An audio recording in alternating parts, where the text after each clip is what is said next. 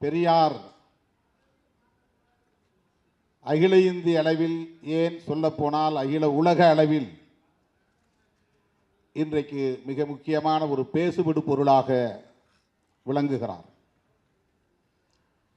அவர் எந்த அதிகாரத்திலும் இருந்ததில்லை. ஆட்சி அதிகார பீடத்தில் அமராமலேயே ஆட்சியில் இருந்தவர்களால் இருப்பவர்களால் வெகுவாக பேசப்படுகிற ஒரு பேராளுமையாக விளங்குபவர் தந்தை பெரியார். புரட்சியாளர் அம்பேத்கர் அவர்கள் கூட மிக பெரும் பொறுப்புகளில் இருந்திருக்கிறார். இந்திய ஆட்சி அதிகார பீடத்தில் அதிகாரம் வாய்ந்த பொறுப்பிலே இருந்து பணியாற்றி இருக்கிறார். அரசியல் நிர்ணய சபை உறுப்பினராக தேர்ந்தெடுக்கப்பட்டு அச்சபையில் அரசமைப்பு சட்டத்தை எழுதுவதற்கான குழுவின் தலைவராகவும் பொறுப்பேற்று பணியாற்றி இருக்கிறார். அப்படி புரட்சியாளர் அம்பேத்கர் அவர்களைப் போல அரசியல் தளத்தில் ஆட்சி அதிகாரத்தில் எந்த பொறுப்பையும் வகிக்காமல் இன்றைக்கு மிகப்பெரிய தாக்கத்தை அரசியல் களத்தில் ஏற்படுத்தி வருபவர் தந்தை பெரியார். அதுவே அவருக்குள்ள பெரும் சிறப்பு, அரும் சிறப்பு.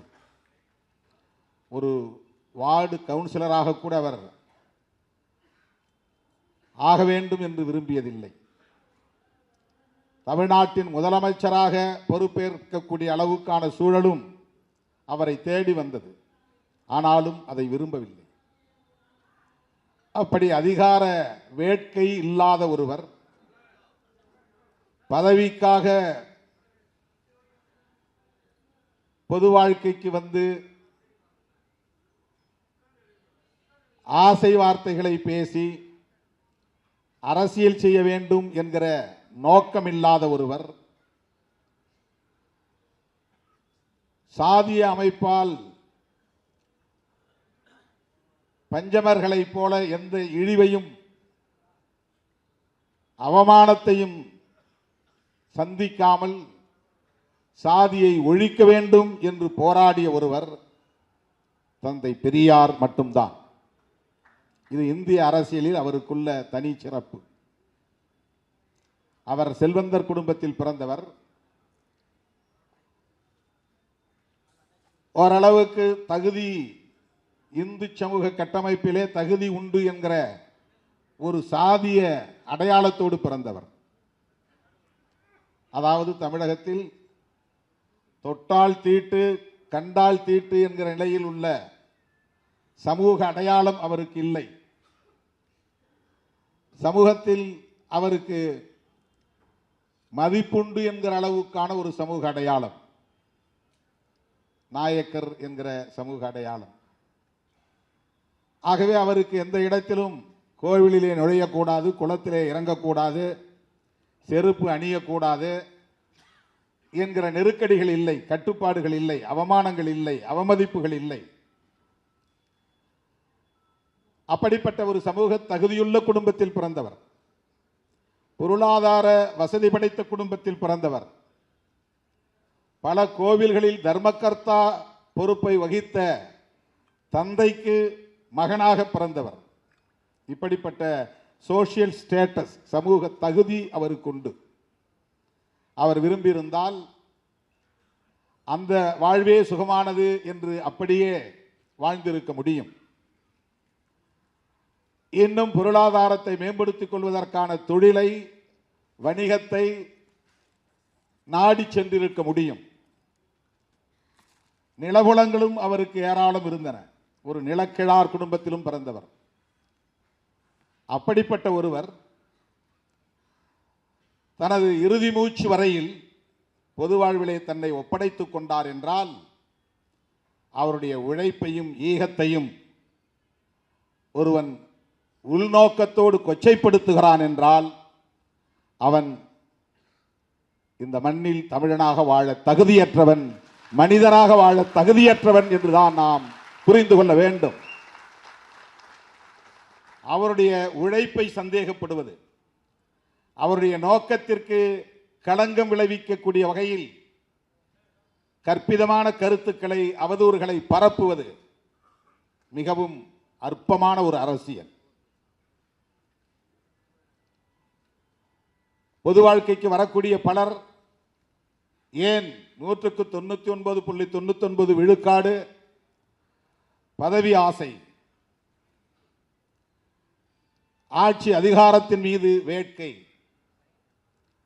அதன் மூலம் கிடைக்கிற புகழ், அதை ஒட்டி தம் மீது படுகிற வெளிச்சம்,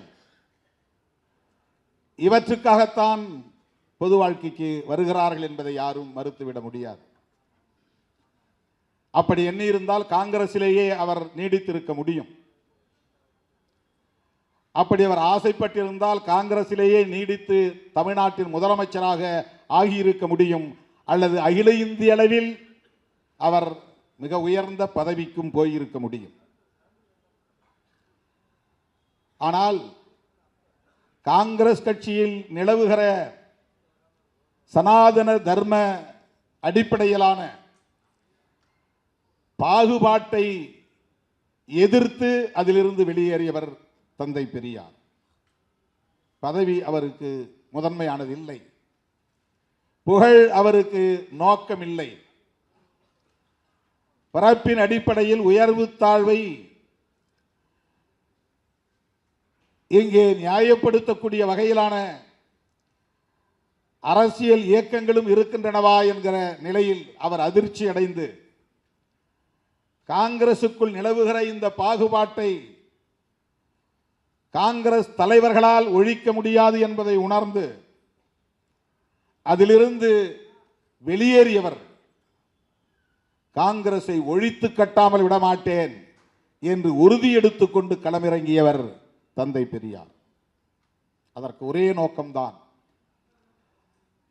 சாதியின் பெயரால் அல்லது வர்ணாசிரமத்தின் பெயரால் இந்த சமூகத்தில் நிலவுகிற உயர்வு தாழ்வு என்கிற பாகுபாட்டை எதிர்ப்பது என்பது மட்டும்தான் நோக்கம். பெரியாரை இந்த கோணத்திலிருந்து மட்டும்தான் பார்க்க வேண்டும், புரிந்து கொள்ள வேண்டும். அவருடைய இறுதி மூச்சு வரையில் அவருடைய ஒற்றை நோக்கம், ஒற்றை இலக்கு சாதி ஒழிப்பு என்பதே நாம் புரிந்து கொள்ள வேண்டும். சாதியை ஒழிக்க வேண்டும் என்பதற்காக பொது வாழ்க்கைக்கு வந்த தலைவர்கள் இந்தியாவில் அரசியல் களத்தில் இரண்டே தலைவர்கள் தான். ஒருவர் புரட்சியாளர் அம்பேத்கர், இன்னொருவர் தந்தை பெரியார். அவர் அரசியல் இயக்கம் கண்டார், அரசியல் களத்தில் பணியாற்றினார்,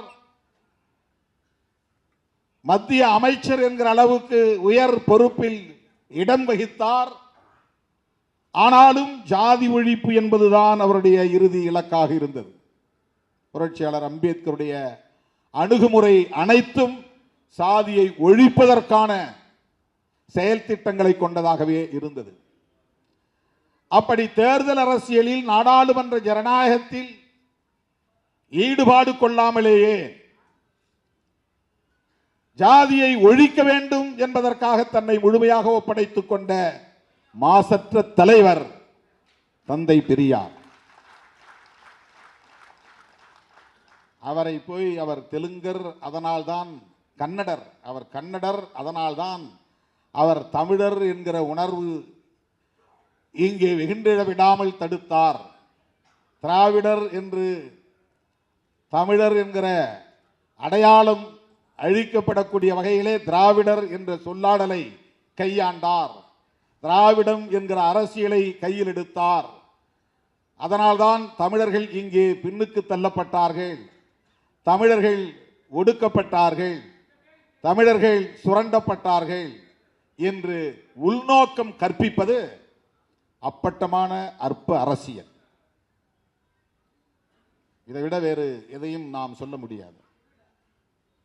மிக கேவலமான ஒரு அரசியல். தந்தை பெரியாருடைய சிந்தனைகளை சந்தேகப்படுவது, அவருடைய நோக்கங்களுக்கு உள்நோக்கம் கற்பிப்பது, அவரை தெலுங்கர் என்றோ கன்னடர் என்றோ அடையாளப்படுத்துவது, ஒன்று அரசியல் அறியாமையாக இருக்க வேண்டும், அல்லது அவர்கள் பார்ப்பனர்களின் கைக்கூலிகளாக இருக்க வேண்டும் என்பதை தவிர வேறு எந்த அடிப்படையும் இருக்க வாய்ப்பில்லை. அவருக்கு சாதியை ஒழிக்க வேண்டும் என்கிற தேவை எங்கிருந்து வந்தது? அம்பேத்கர் சொல்லுவதிலே ஒரு பொருள் இருக்கிறது, திருமாவளவன் சொல்லுவதிலே ஒரு பொருள் இருக்கிறது. தந்தை பெரியார் ஏன் சாதியை ஒழிக்க வேண்டும் என்று சொன்னார்?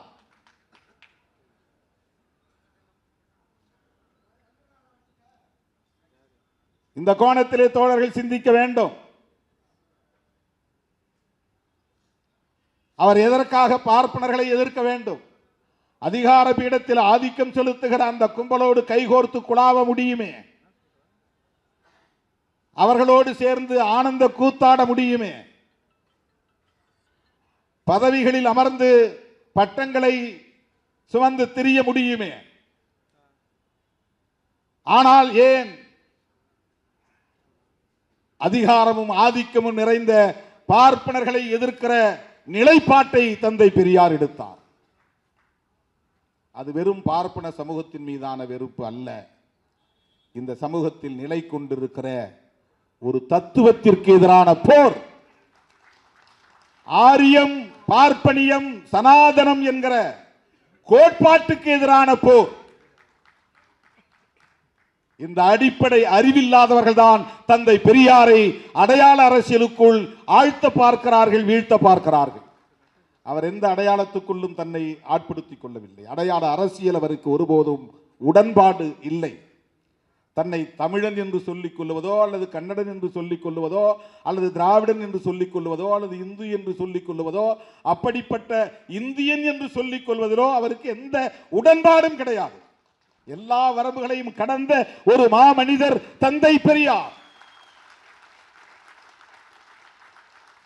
இந்த சில்லுண்டிகளின் கற்பனைகளுக்கு ஆட்படாதவர் தந்தை பெரியார். உங்க கற்பனைக்கெல்லாம் அவர் பிடிபடவே மாட்டார்.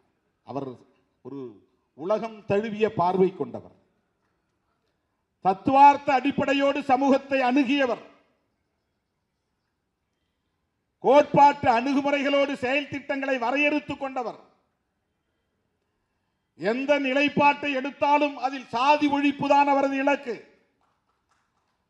தமிழன் என்று பேசினாலும் மொழியால் தமிழன் என்கிற உணர்வல்ல, அதில் ஜாதி ஒழிப்பு இருந்தால், அந்த செயல் திட்டம் இருந்தால் அதை உயர்த்தி பிடித்தார். அவ்வளவுதான்.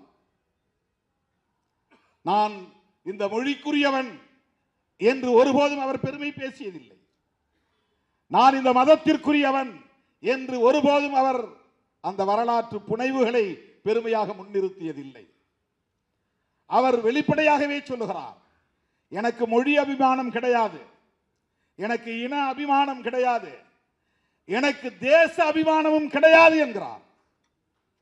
இப்படி ஒரு தலைவர் 20ஆம் நூற்றாண்டிலே இந்தியாவில் தோன்றியது இவர் ஒருவர் மட்டும்தான்.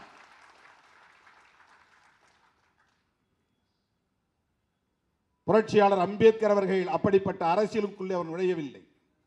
மொழியை பற்றியோ தேசத்தை பற்றியோ அவர் பெரிதாக அலட்டிக் கொள்ளவில்லை.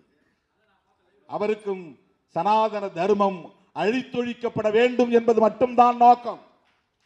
பெரியார் அம்பேத்கரை தேடியதும், அம்பேத்கர் பெரியாரை தேடியதும் இந்த ஒரு புள்ளியில் தான், இந்த ஒற்றை புள்ளியில் தான்.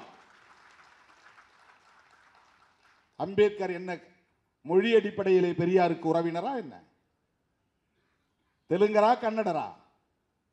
ஏன் அம்பேத்கரை பெரியார் தேடி போக வேண்டும்? அம்பேத்கர் மராட்டியர். உங்கள் மொழியிலே சொல்ல போனால் அவர் மராட்டியர். பெரியார் உங்கள் மொழியில் சொல்ல போனால் அவர் கன்னடர். அவர்களுக்கிடையிலே இந்த உறவு எப்படி உருவானது? மொழி அடிப்படையிலா, அல்லது திராவிடம் என்கிற திராவிட தேசத்தின் அடிப்படையிலா? இல்லை. அவரும் பார்ப்பனியத்தை எதிர்த்து போராடுகிறார், இவரும் பார்ப்பனியத்தை எதிர்த்து போராடுகிறார். கொள்கை வழி உறவு, கோட்பாட்டு உறவு. இதை புரிந்து கொள்ள அந்த அற்பர்களால் முடியாது. இதற்கு ஒரு தத்துவார்த்த பார்வை தேவை. அந்த அரசியல் புரிதல் இருந்தால் மட்டும்தான் இவர்களை அறிந்து கொள்ள முடியும்.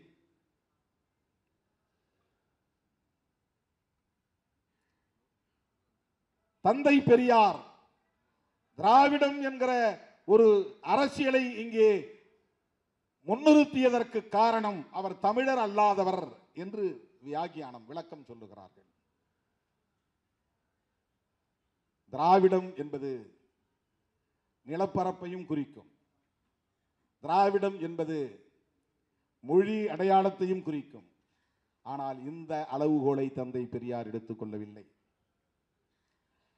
ஐக்கியமாக அமைப்புகளை ஒருங்கிணைப்பதற்கு சென்னை மாகாணத்தில் உள்ள அனைவரும் தமிழ், மலையாளம், தெலுங்கு, கன்னடம், ஒடியா போன்ற மொழிகளை பேசக்கூடியவர்கள், சென்னை மாகாண எல்லைக்குட்பட்டவர்கள், அதை அண்டை பகுதியில் உள்ள சில இந்த மொழிகளை பேசக்கூடிய மக்கள், இவர்களை திராவிடர்கள் என்று அவர் அடையாளப்படுத்தியது கூட வட இந்தியர்களின் ஆதிக்கத்தை எதிர்ப்பதற்கு இது பயன்படும் என்கிற அடிப்படையில் தானே தவிர மொழி அடிப்படையில் அல்ல. மொழி அடிப்படையில் அல்ல. அவர் ஒரே நேரத்தில் இரண்டு எதிரிகளை முன்னிறுத்துகிறார். ஒன்று வட இந்தியர்களின் ஆதிக்கம், வடவர் ஆதிக்கம், அதை எதிர்க்க வேண்டும். இரண்டு, இந்தியா முழுவதும் ஆக்கிரமித்திருக்கிற சனாதன தர்மத்தை அழித்தொழிக்க வேண்டும். சனாதன தர்மத்தை அழிப்பதற்கு அவர் செயல் திட்டங்களை வரையறுக்கிற போது அதற்கு அடிப்படையான தத்துவம் என்ன, அதை பின்பற்றக்கூடியவர்கள் யார், அதை கட்டி காப்பாற்றக்கூடியவர்கள் யார், அதனால் பயன்பெறக்கூடியவர்கள் யார் என்று பார்க்கிற போது அதனால் பெரும் பயன் அடையக்கூடியவர்கள் ஆரியர்களும் பிராமணர்களும்.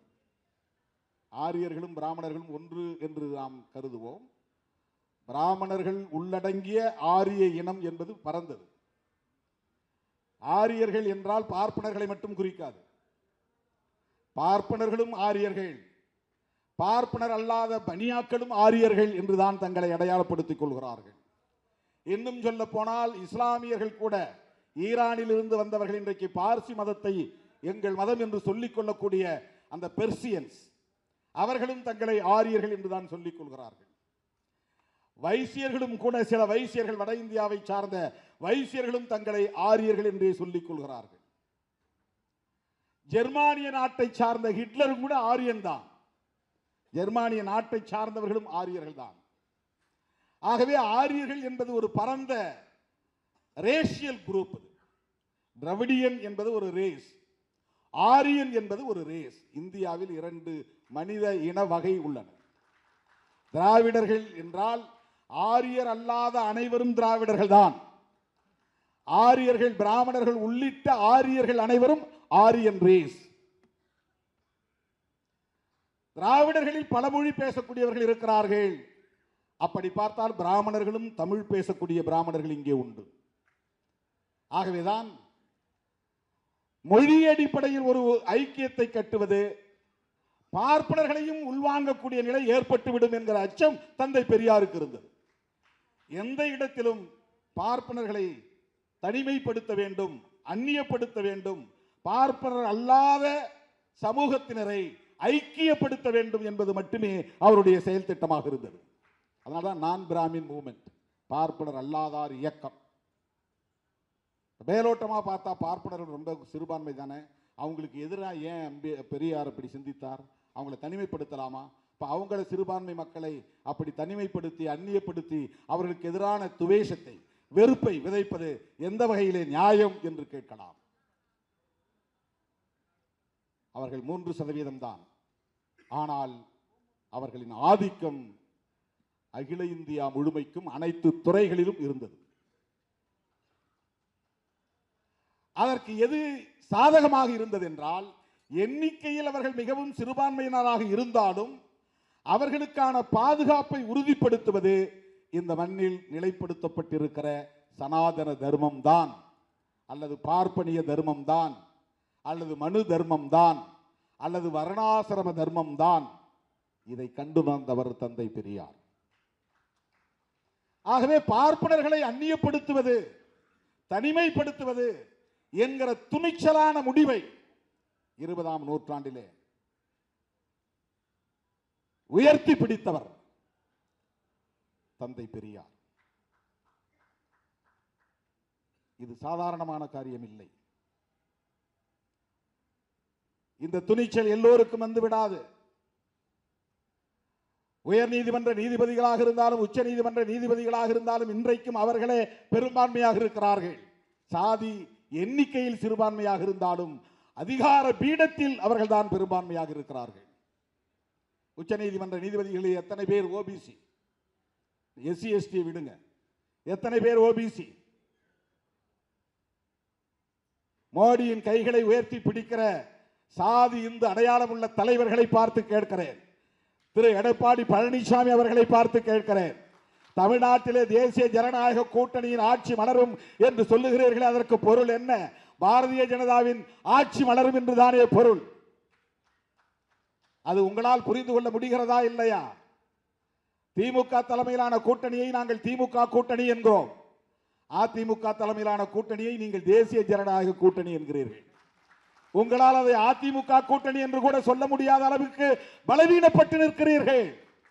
நாளைக்கு அதிமுக கூட்டணி ஆட்சிக்கு வந்தால் அது பாஜக ஆட்சிக்கு வந்ததாகத்தான் பொருள். பாஜக ஆட்சிக்கு வந்தது என்றால் RSS ஆட்சிக்கு வந்ததாகத்தான் பொருள். RSS ஆட்சிக்கு வந்தது என்றால் ஆரியர்கள் பார்ப்பனர்கள் ஆட்சிக்கு வந்து விட்டார்கள் என்றுதான் பொருள். ஆரியர்கள் பார்ப்பனர்கள் ஆட்சிக்கு வந்து விட்டார்கள் என்று சொன்னால் பெரியார் வீழ்த்த நினைத்த சனாதனம் மீண்டும் இங்கே வலுப்பெற்று விட்டது என்றுதான் பொருள். இப்போது புரிகிறதா ஏன் திருமாவளவன் திமுகவோடு உடும்பிப்பிடியாக இருக்கிறான் என்று உங்களால் புரிந்து கொள்ள முடிகிறதா? சில அற்பர்கள் மூடர்கள் ஏதோ சில லாபங்களுக்காக ஆதாயங்களுக்காக திருமாவளவன் திமுகவோடு ஒட்டி கொண்டிருக்கிறான் என்று கருதுகிறார்கள். இல்லை, பெரியாரின் கருத்துக்களுக்கு வலு சேர்க்க வேண்டும் என்கிற தேவை இருக்கிறது. தேர்தல் அரசியலில் இருந்தாலும் இந்த கருத்தில் உடும்புப்பிடியாக இருக்கிற இயக்கம் விடுதலை சிறுத்தைகள் கட்சி. இதனால் என்ன பாதிப்பு நேர்ந்தாலும் இழப்பு நேர்ந்தாலும் சேதமடைந்தாலும் அதை எதிர்கொள்வதற்கு தயாராக இருக்கிற இயக்கம் விடுதலை சிறுத்தைகள் கட்சி. திராவிடர் கழகம் திமுக கழகம் என்கிற இரண்டு கட்சிகளோடு பெரியாரின் சிந்தனைகள் பூண்டற்று போய்விடும் என்று கருதாதீர்கள். சிறுத்தைகள் இருக்கிற வரையில் இந்த மண்ணில் எந்த கொம்பனாலும் பெரியாரியத்தை வீழ்த்த முடியாது, அசைக்க முடியாது என்பதை நான் உறுதிப்படுத்த கடமைப்பட்டிருக்கிறேன். விடுதலை சிறுத்தைகள் கட்சி அம்பேத்கர் இயக்கம் மட்டுமல்ல, இது ஒரு பெரியார் இயக்கம். பெரியார் என்கிற அடையாளம் சிதைக்கப்பட்டால், பெரியாரின் சிந்தனைகள் அழித்தொழிக்கப்பட்டால் சிறுத்தைகளுக்கு இங்கே வேலை இல்லாமல் போய்விடும், அரசியல் செய்ய முடியாமல் போய்விடும். எங்களின் அரசியல் ஆதாரமே பெரியாரும் அம்பேத்கரும் தான்.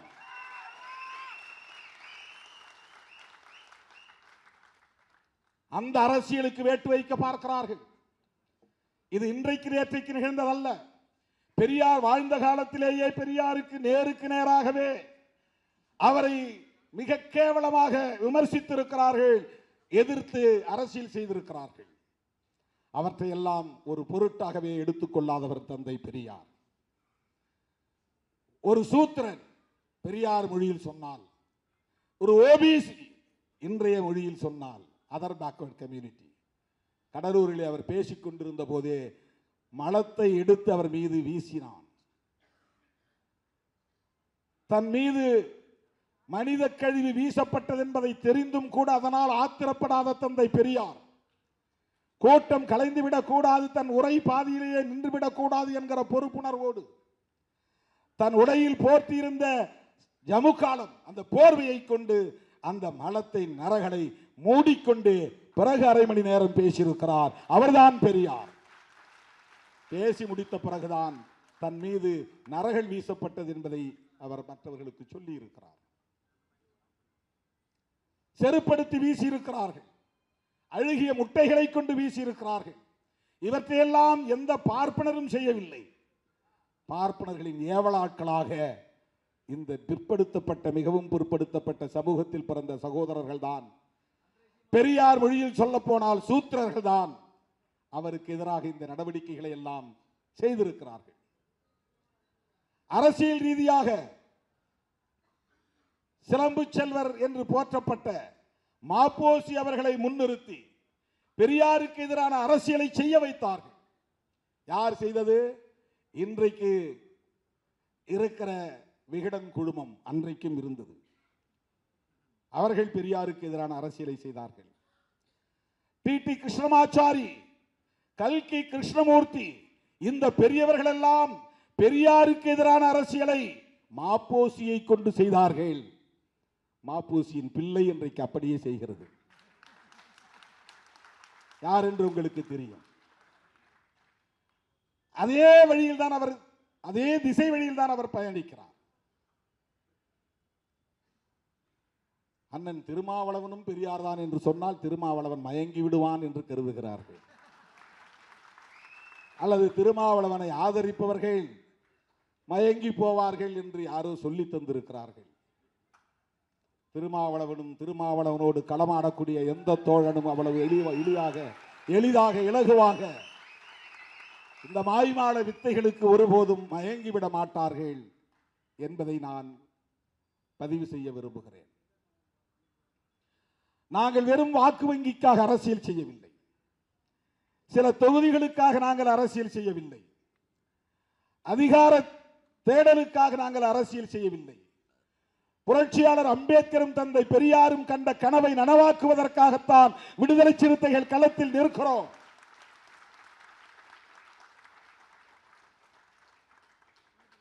தேர்தல் நேரத்தில் கட்சியை கலைச்சிட்டு புதுசா பொறுப்பு போடக்கூடிய துணிச்சல் யாருக்காவது உண்டா?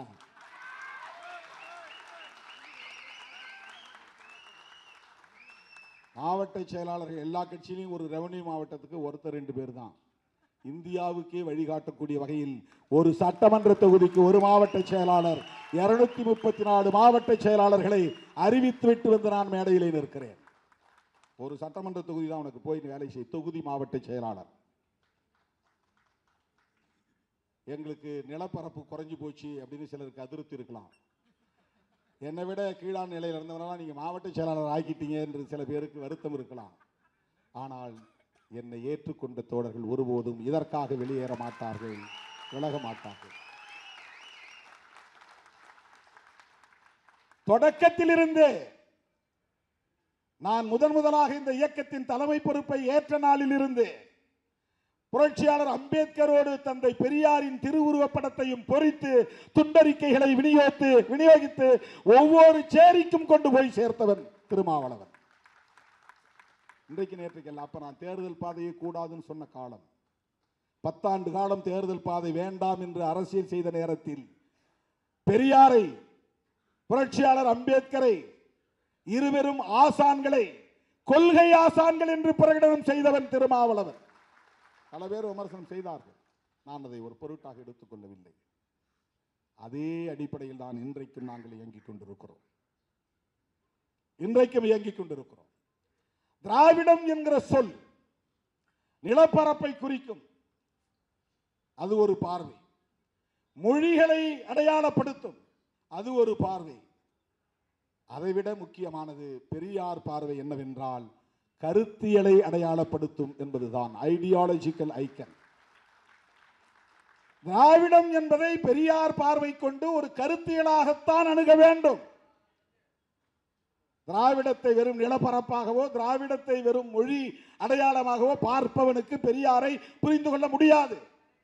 என்றைக்கு அவர் தெலுங்கர் என்கிற பற்றுக்கொண்டு தெலுங்கர்களுக்காக பேசியிருக்கிறார், அல்லது கன்னடர் என்கிற பற்றுக்கொண்டு கன்னடர்களுக்காக பேசியிருக்கிறார், தமிழர்களுக்காக யாரும் போராட முன்வரவில்லை என்பதனால் நான் அந்த சுமையை என் தோளில் போட்டுக் கொண்டு திரிகிறேன் என்று சொன்னவர் தந்தை பெரியார். நீங்க சொல்ற எவனும் தமிழர்களுக்காக போராட முன்வரவில்லை. பெரியார் மட்டும்தான் தியாகம் செய்தாரா, அவர் இல்லையா, இவர் இல்லையா என்றெல்லாம் கேள்வி எழுப்புகிறார்கள். அப்படி பார்த்தால் அண்ணன் பிரபாகரனோடு எத்தனையோ போராளிகள் உயிரிழந்திருக்கிறார்கள், ஈகம் செய்திருக்கிறார்கள். ஆனால் நாம் ஏன் பிரபாகரன் அவர்களை மட்டும் உயர்த்தி பிடிக்கிறோம்? அதுதான் அரசியல். பிரபாகரன் என்கிற அந்த மாமனிதரை, மேதகு அண்ணன் பிரபாகரன் அவர்களை சொன்னால் ஆயிரக்கணக்கான லட்சக்கணக்கான போராளிகளையும் குறிக்கும், அவ்வளவுதான். பெரியாரை சொன்னால் அதற்குள்ளே எல்லா போராளிகளும் அடக்கம். மொழிக்காக போராடியவர்கள், இன உரிமைகளுக்காக போராடியவர்கள், இந்தியை எதிர்த்து ஈகம் செய்தவர்கள், ஆரியத்தை பார்ப்பனியத்தை எதிர்த்து களமாடியவர்கள், இலக்கிய தலங்களில் பணியாற்றியவர்கள், அத்தனை பேரையும் குறிக்கும். வீம்புக்கு வரட்டுவாதம் செய்கிறார்கள். அதற்கு என்ன காரணம் என்றால், பெரியார் என்கிற அடையாளம்தான் உத்தரப்பிரதேசத்திலும் தாக்கத்தை ஏற்படுத்துகிறது, பீகாரிலும் தாக்கத்தை ஏற்படுத்துகிறது, அகில இந்திய அளவிலும் உலக அளவிலும் இன்றைக்கு சுயமரியாதை குறித்த விவாதம் இன்றைக்கு உயர்த்தி பிடிக்கப்படுகிறது. சுவிட்சர்லாந்தில் தாவோஸ் என்கிற இடத்தில் நடைபெறுகிற ஒரு பொருளாதார மாநாட்டில் பேசிய கனடிய பிரதமர் சுயமரியாதை தான் மனிதனுக்கு முதன்மையானது என்று பேசியிருக்கிறார் என்றால் அங்கே பெரியார் எதிரொலிக்கிறார். அரசியல் களத்தில் சுயமரியாதையை ஒரு பேசுவிடும் பொருளாக்கியவர், ஒரு விவாதத்திற்குரிய கோட்பாடாக மாற்றியவர். செல்ஃப் ரெஸ்பெக்ட் என்கிற இந்த சொற்றொடரை அரசியல் அரங்கில் புழக்கத்திற்கு கொண்டு வந்தவர், அறிமுகப்படுத்தியவர் தந்தை பெரியார். தோழர்களே, திராவிடம் என்பதை வெறும் மொழி அடையாளமாகவோ நிலப்பரப்பு என்கிற அடையாளமாகவோ தந்தை பெரியார் பார்க்கவில்லை. அது மதராஸ் மாகாணமாக இருந்த காலம், பிரிட்டிஷார் ஆட்சியில் இருந்தபோது Madras presidency, Bombay presidency, Kolkata presidency, central provinces, united provinces, இப்படி இந்தியாவில் பல மாகாணங்கள் பிரிட்டிஷ் ஆட்சி எல்லைக்குட்பட்ட பகுதிகள் இருந்தன. அதுதான் பிரிட்டிஷ் இந்தியா. திருவாங்கூர் சமஸ்தானம் அது சமஷ்டி, அது தனி ஆட்சி நிர்வாகத்தை கொண்டது. ஹைதராபாத் நிஜாம் தனி ஆட்சி நிர்வாகம் கொண்டது. மைசூர் மகாராஜா தனி ஆட்சி, அது ஒரு சமஸ்தானம். இதுபோல் எண்ணற்ற பல சமஸ்தானங்கள் இந்தியாவிலே உண்டு. ஜம்மு காஷ்மீரில் சமஸ்தானங்கள் இருந்தன, நூற்றுக்கணக்கான சமஸ்தானங்கள் இருந்தன. அவையெல்லாம் நேரடியாக பிரிட்டிஷ் ஆட்சி எல்லைக்குட்பட்டவை அல்ல. அப்படிப்பட்ட மாகாணங்களுள் ஒன்றுதான் மதராஸ் மாகாணம். அந்த மதராஸ் மாகாணத்திற்குள் அப்போது ஆட்சி எல்லைக்குள்ளே இருந்த மக்கள் தெலுங்கு பேசினார்கள், மலையாளம் பேசினார்கள், தமிழ் பேசினார்கள், கன்னடம் பேசினார்கள். ஆகவே அவர்கள் ஒரே நிலப்பரப்புக்குள்ளே இருந்ததனால் தமிழ்நாட்டில் அனைத்து துறைகளிலும் அவர்களால் பங்கேற்க முடிந்தது, பங்களிப்பு செய்ய முடிந்தது. நாடு மொழி அடிப்படையில் பிரிந்த பிறகு யாரும் இங்கே தெலுங்கர்கள் குடியேறவில்லை. மொழிவாரி மாகாணம் பிரிந்த பிறகு மலையாளிகள் இங்கே குடியேறிவிடவில்லை. இன்றைக்கு வட இந்தியர்கள் குடியேறுகிறார்கள், தொழிலாளர்கள் என்கிற பெயரில் இங்கே வந்து அமர்கிறார்கள். மார்வாடிகளின் விடுதலைக்கு பிறகு பல பேர் வந்திருக்கிறார்கள். மொழிவாரி மாகாணமாக பிரிக்கப்பட்ட பிறகு பல பேர் புலம்பெயர்ந்து வந்திருக்கிறார்கள். இது வேறு.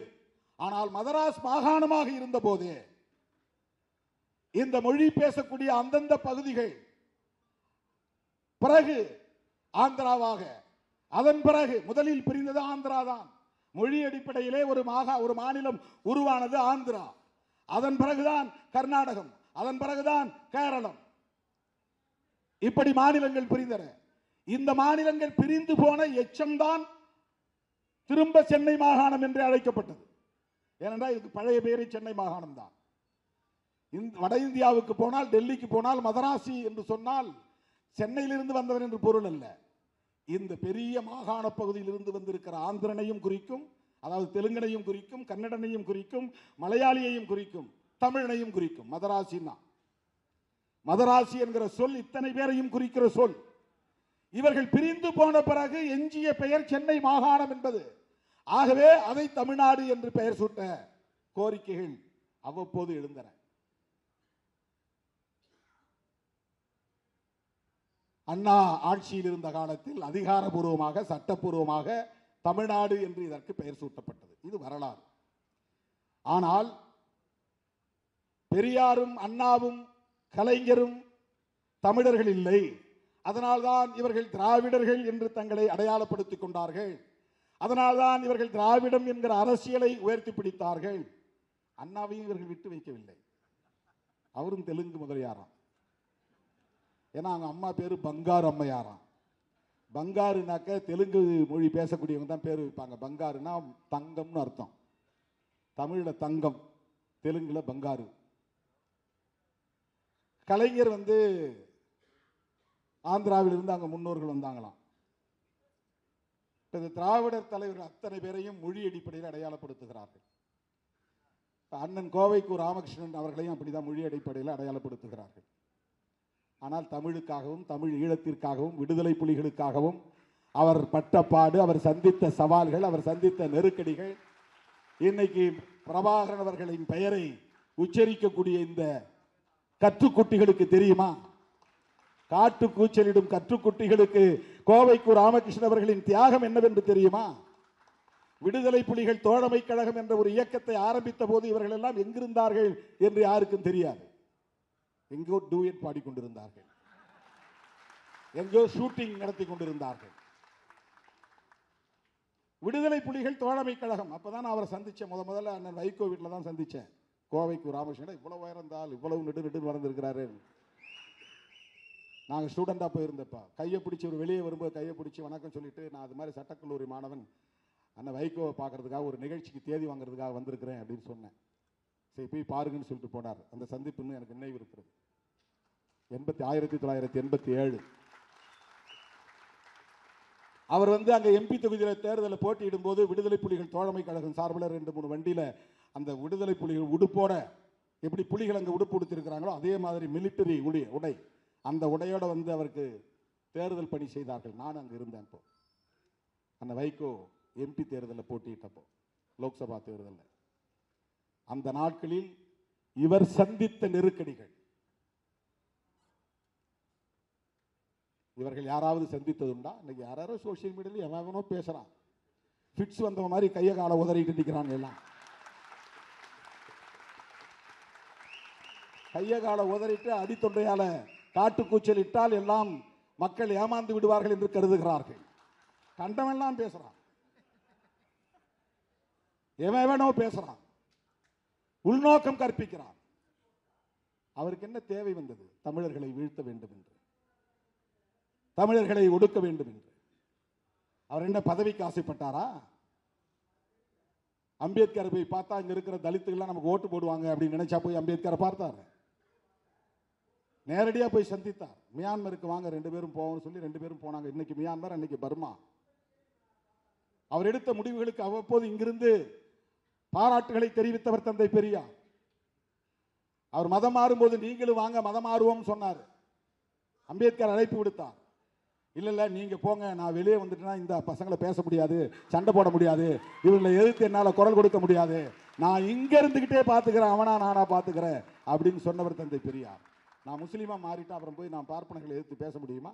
சனாதன தர்மத்தை எதிர்த்து பேச முடியுமா? இன்னைக்கு எந்த ஒரு முஸ்லீமாவது அதை எதிர்த்து பேச முடியுமா? பேச முடியாது. கண்ணன் ஜவாஹருல்லாவில் சனாதன தர்மம் இப்படி இருக்கு, திருமாவளவன் பேசுற மாதிரி அவரால் பேச முடியாது. பேசினா அது மதக்கலவரமா மாறி போயிடும். பேசுகிற துணிச்சல் உள்ளவர் தான், ஆனா அது மதக்கலவரமா மாறிடும். திருமாவளவனை ஒன்றும் பண்ண முடியாது. நான் ஆணவத்தோட சொல்லல,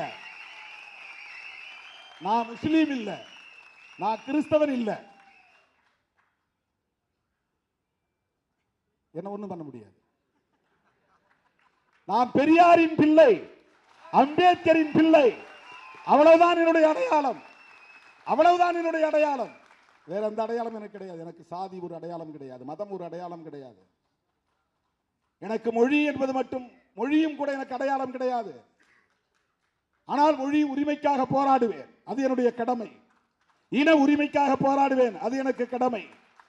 விடுதலை புலிகளை ஆதரிப்பது நான் வெறும் மொழி உணர்வால் அல்ல, இன உணர்வால் அல்ல, சிங்கள பௌத்த பேரினவாதத்தின் ஆதிக்கத்தை எதிர்ப்பதற்காக புலிகளுக்கு நாங்கள் ஆதரவு தெரிவிக்கிறோம். ஒரு தேசிய இன விடுதலைக்கான போராட்டம் என்கிற முறையிலே புலிகளை ஆதரிக்கிறோம். அண்ணன் பிரபாகரன் அவர்களை ஆதரிக்கிறோம். அண்ணன் ஏதோ சொன்னார் என்றான். எனக்கு தெரிஞ்சு என்கிட்ட பேசின மாதிரி மற்றவங்கிட்ட பேசினாரான்னு எனக்கு தெரியாது. 2002 ஒரு முறை 1 மணி நேரத்திற்கு மேலாக அண்ணன் பிரபாகரன் அவர்கள் என்னை அழைத்து பக்கத்தில் அமர வைத்துக் கொண்டு அந்த ராணுவ மிடுக்கான உடையோடு அமர்ந்து கொண்டு 1 மணி நேரம் சாதி அரசியல் குறித்து பேசினார். இவர்கிட்ட தான் பேசினாரான்னு ஒரு ஆள் அறிக்கை கொடுத்தான். என்கிட்ட தான் பேசினார். நான் நீங்க தான் சொல்றீங்களா அவர் உயிரோடு இருக்கிறாருன்னு. உயிரோடு இருந்தா என்னைக்காவது ஒரு நாள் வந்து சொல்லுவார், திருமாவளவன் சொன்னது அத்தனை உண்மை, ஒன்றும் புனைவு இல்லை என்பதை சொல்லுவார். என்கிட்ட பேசினார், என்கிட்ட முதல் வார்த்தையை கேட்டார், திண்ணியத்தில் வாயில மலத்தை திணிச்சவன் உயிரோட இருக்கிறானான்னு கேட்டார். என்னால் அந்த செய்தியை படிச்சுட்டு 3 நாள் தூங்க முடியல, சாப்பிட முடியல. அவனை எப்படி இன்னும் விட்டு வச்சிருக்கிறீங்கன்னு கேட்டார்.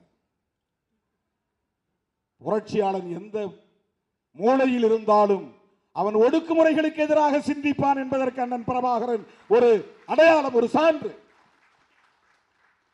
அடுத்த கேள்வி கேட்டார், இவ்வளவு மோசமான ஒரு நிலை அங்கே இருந்த போதும் ஒரு அரசியல் கட்சி தலைவர் கூட இதை கண்டித்து அறிக்கை விடவில்லையே, என்ன அரசியல் தமிழ்நாட்டில் நடக்கிறது, எப்படி அவர்களால் இதை சகித்துக் கொள்ள முடிகிறது? இந்த கேள்வியை கேட்டவர் அண்ணன் பிரபாகரன். மதனி அவர்களை காதலித்ததை, அதனால் இருந்த சிக்கலையும், அதனை ஒட்டி அவர் எடுத்த நடவடிக்கைகளையும் பல நிமிடங்கள் என்னோடு பகிர்ந்து கொண்டார். இதை உங்களை போன்ற ஆட்கள்கிட்ட பேச மாட்டார். நீங்கள் எல்லாம் சனாதனவாதிகள் என்பது அவருக்கு தெரியும், பேச மாட்டார். வேறு யாரோடும் இதை பகிர்ந்திருக்க வாய்ப்பில்லை. என்னிடத்தில் பேசினார். மதிவதனி அவர்களை நான் காதலித்ததால் அவருடைய தந்தையே எங்கள் காதலை ஏற்றுக்கொள்ளவில்லை. மானுடத்தின் தமிழ்க்கூடல் முடிந்ததும் நான் வன்னிக்கு சென்று அவரை சந்தித்த போது, அண்ணா உங்கள் மாமனாரை சந்தித்தேன் என்று சொன்னதும் அடுத்த நொடியே அவர் ஒரு வார்த்தை சொன்னார், நான் அதிர்ந்து போனேன்.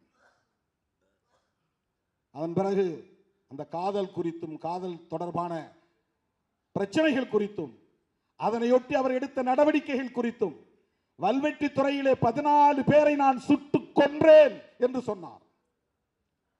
எவனும் இதை மறுக்க முடியாது. சாதிக்கு எதிரான நடவடிக்கை, மதிவதனை சார்ந்த சமூகம் நான் இல்லை என்பதனால் என்னை தலைவனாக ஏற்றுக்கொள்ள இந்த மண்ணில் பெரும் தயக்கம் இருந்தது. காலப்போக்கில் அது தகர்ந்து போனது. நீங்களும் அந்த பொறுமையை கடைபிடிக்க வேண்டும், தமிழ்நாடு உங்களை ஏற்கிற காலம் வரும் என்று சொன்னார் அண்ணன் பிரபாகரன்.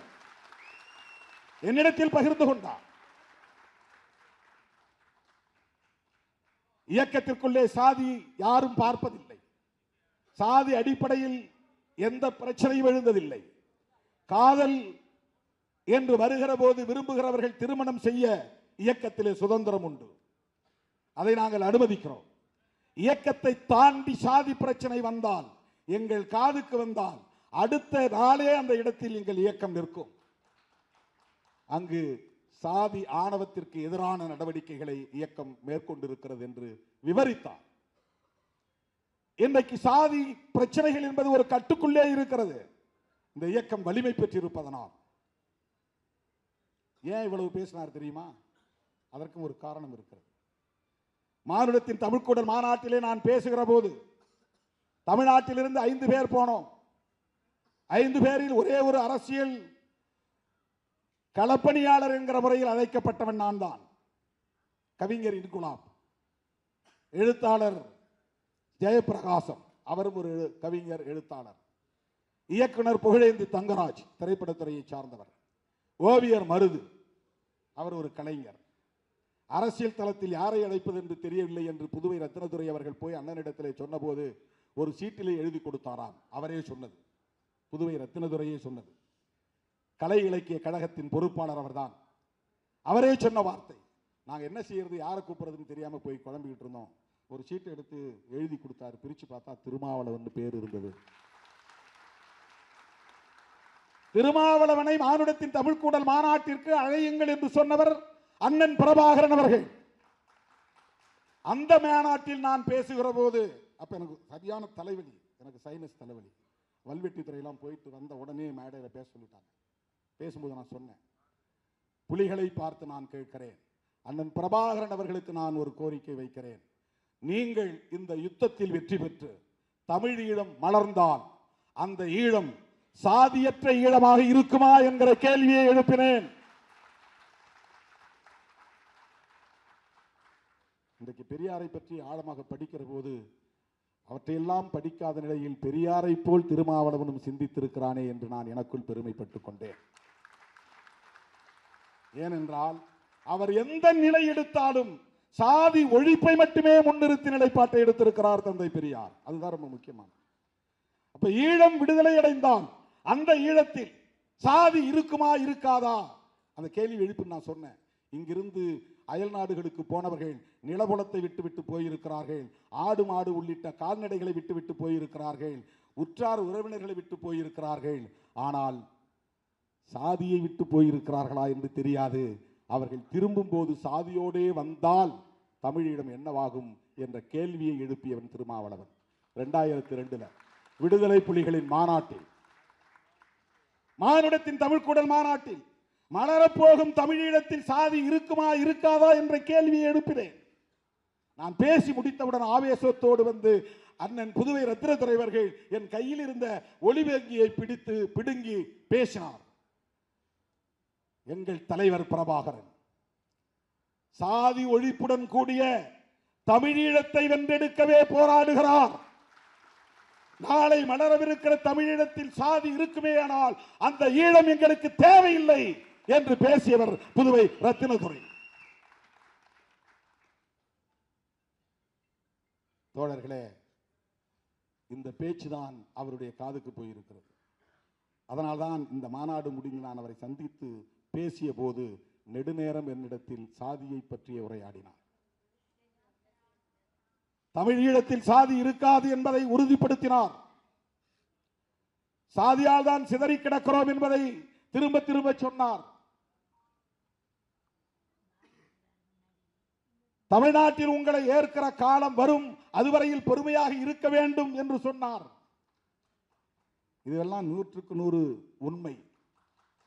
அண்ணன் என்னோடு பேசியது 100க்கு 100 உண்மை. இன்னும் பல விவரங்கள், அதையெல்லாம் நான் சொல்ல விரும்பவில்லை. ஆனால் இன்றைக்கு பேசுகிறவர்கள் அண்ணன் சொல்லித்தான் பெரியார் எதிர்ப்பை கையில் எடுக்கிறோம் என்று சொன்னால் இது எவ்வளவு பெரிய அயோக்கியத்தனம்!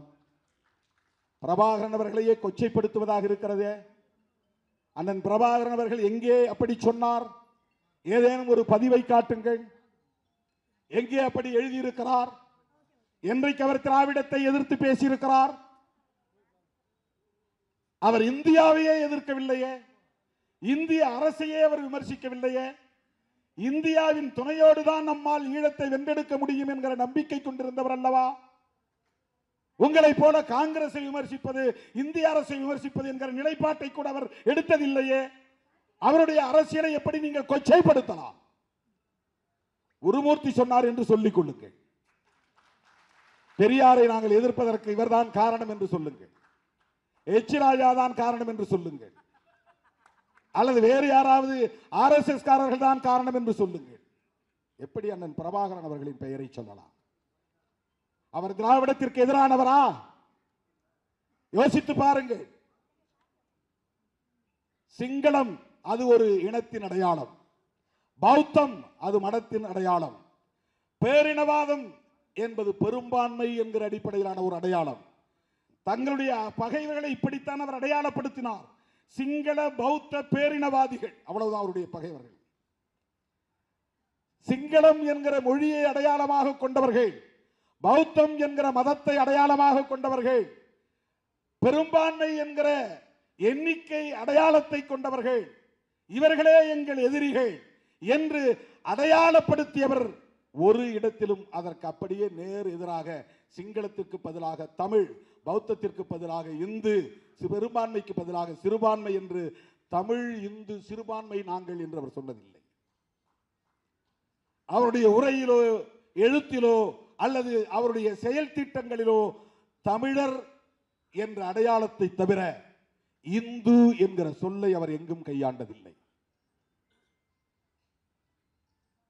இந்து என்கிற சொல்லை கையாளாதவர், அப்படி ஒரு அடையாளத்தை ஏற்க விரும்பாதவர், அதன் அடிப்படையில் இந்தியாவில் இருக்கிற இந்து மதவாதிகளின் ஆதரவை விரும்பாதவர், அந்த அடிப்படையில் பிஜேபி RSS போன்றவர்களின் தயவை நாடாதவர் எப்படி உங்கள்கிட்ட போய் இப்படி சொல்லியிருப்பார் திராவிடம் வந்து நமக்கு எதிரானது என்று? என்ன அரசியல் இது? யாரை கொச்சைப்படுத்துகிறீர்கள்? உங்கள் பிழைப்புவாதத்திற்காக யாரை வேண்டுமானாலும் பயன்படுத்திக் கொள்ளுங்கள். அண்ணன் பிரபாகரனை அப்படி தவறாக பயன்படுத்துவதை நாங்கள் வேடிக்கை பார்க்க முடியாது. பிரபாகரன் ஒட்டுமொத்த தமிழகத்திற்குமானவர், எல்லோருக்குமானவர். 1983 இருந்து 2009 வரையில் மாணவ பருவத்தில் இருந்து இந்த இயக்கத்தின் தலைவனாக வந்த காலத்து வரையில் ஈழப் பிரச்சனையில் ஈடுபாடு கொண்டவன் திருமாவளவன், களமாடியவன் திருமாவளவன், பல போராட்டங்களில் பங்கேற்றவன் திருமாவளவன். நீங்கள்லாம் 2009 பின்னால வந்த கற்றுக்குட்டிகள். உங்களுக்கு என்ன தெரியும்? என்ன அரசியல் தெரியும்? ஈழம் குறித்து உங்களுக்கு என்ன தெரியும்? ஈழ விடுதலையை பற்றி உங்களுக்கு என்ன தெரியும்? நீங்கள் பேசுவது தமிழ் தேசியமா? எது தமிழ் தேசியம்? தமிழ் தேசியம் என்றால் என்ன? வெறும் மொழி உணர்வா? வெறும் இன உணர்வா? வெறும் நிலப்பரப்பு பாதுகாப்பா? தமிழ் தேசியத்தின் உண்மையான எதிரி என்பது வெளிப்படையாக சொல்ல விரும்புகிறேன். கருத்தியல் புரிதலுக்காக சொல்ல விரும்புகிறேன். தமிழ் தேசியத்தின் எதிரியை இந்திய தேசியமாகத்தான் இருக்க முடியும். தெலுங்கு தேசியமோ மலையாள தேசியமோ இருக்க முடியாது. இந்திய தேசியத்தை எதிர்க்கிற அரசியல் தான் தமிழ் தேசிய அரசியல். ஏனென்றால் இந்திய தேசியம் என்பது மொழி வழி அடிப்படையிலான தேசியத்தை ஒருபோதும் ஏற்காது. மொழி வழி அடிப்படையில் மாநிலங்கள் பிரிப்பதை கூட ஒத்துக்கொள்ளாது. அப்படி பிரிவது பிராந்தியவாதத்தை வளர்க்கும் என்று நம்பக்கூடியவர்கள், பிரிவினைவாதத்தை வளர்க்கும் என்று நம்பக்கூடியவர்கள், மத அடிப்படையில் இந்தியாவை ஒரே தேசமாக ஆக்க வேண்டும் என்பதுதான் ஆர்எஸ்எஸ் திட்டம். காங்கிரஸ் பேசிய இந்திய தேசியத்திற்கும் பிஜேபி பேசுகிற இந்திய தேசியத்திற்கும் ஒரு வேறுபாடு உண்டு. காங்கிரஸ் வெறும் நாட்டின் அடையாளத்தை அடிப்படையாக கொண்டது. நாம் அனைவரும் இந்திய தேசவாதிகள், அதனால் இந்தியர்கள். இதுதான் காங்கிரஸ் வைத்த தேசியவாதம். நீ தமிழ் பேசினாலும் சரி, மலையாளம் பேசினாலும் சரி, மராத்தி பேசினாலும் சரி, குஜராத்தி பேசினாலும் சரி, நீயும் இந்தியன் நானும் இந்தியன், வெள்ளையடை வெளியேற்ற போராடுவோம் வாருங்கள். இது காங்கிரஸ் முன்வைத்த தேசியவாதம். பிஜேபி முன்வைக்கிற தேசியவாதம் அப்படி அல்ல. பிரிட்டிஷாரை எதிர்ப்பது அவருடைய நோக்கம் இல்லை. ஏனென்றால் பிரிட்டிஷார் இல்லை. ஆனால் ஒரு தேசத்தை கட்ட வேண்டும். அம்பேத்கரும் ஒரு தேசத்தை கட்ட விரும்புகிறார். பெரியாரும் ஒரு தேசத்தை கட்ட விரும்புகிறார். காங்கிரசும் ஒரு தேசியவாதத்தை தேசத்தை கட்ட விரும்புகிறது. பிஜேபியும் ஒரு தேசத்தை கட்ட விரும்புகிறது. ஒவ்வொருவருக்கும் ஒவ்வொரு பார்வை உண்டு.